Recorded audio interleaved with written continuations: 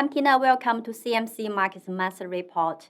We'll be taking you to recap the market performance headlines for July and a brief outlook for August across the US and Australia. The ASX 200 finished month higher, extending its second straight monthly gains, up 2.88%, led by financial and energy stocks. At the same time, the defensive sectors, including healthcare and consumer staples, underperformed, and Australia's mining stocks lost steam amid a few weak announcements impacted by a slide in the commodity prices globally. The company's full-year earnings result have been focused on the ASX. The network as a service from Megaport shares sold about 41% in July amid strong earnings and raising full-year guidance. At the same time, Lithium was the biggest loser on the ASX, with the shares slumping 29% for the month due to lowered production forecasts in the year to June 2025,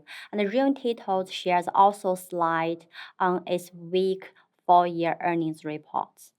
On the economic front, Australian headline CPI cut to 6% in the second quarter, but it's still well above the RBA's target of 2%, suggesting that the RBA could continue its hiking cycle. In addition, major earnings from Commonwealth Bank of Australia, BHP, and CSL could be the price movers for the new month, but the bullish factors could be China's further stimulus policies, which could boost its property sector and consumptions, in turn lifting commodity prices and Australian miner stocks. Wall Street finished higher for the month amid cool US inflation and the earnings season, with both S&P 500 and Nasdaq posting the fifth straight monthly gains. The US headline CPI declined to 3% year-on-year in June, approaching the Fed target of 2%. The market rally suggests that the Fed could end its hiking cycle as soon as September.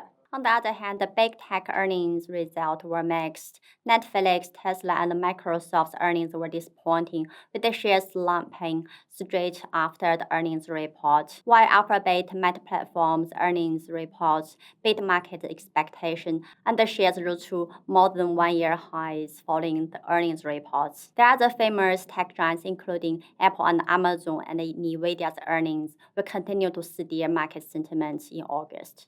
At a sector level, all 11 sectors in the S&P 500 finished higher for the month, with financials, energy, and communication services leading gains. At the same time, the technology sector lost steam amid the sector rotation and position rebalancing. The cyclical stocks gains also reflect an improved economic outlook in the US. At the company level, Ford Motor was one of the worst performers in July, down 13% for the month, due to the price cuts and its slow adoption of electric vehicles, despite an earnings beat. Looking ahead to August, the U.S. inflation trajectory, non-farm payroll, and the U.S. manufacturing PMI will remain focused on gauging the country's economic health. And that was a month for July and a heads up for August. If you have any questions, please leave a comment and I will get back to you. Subscribe to the channel for future videos, and I wish you a great month ahead.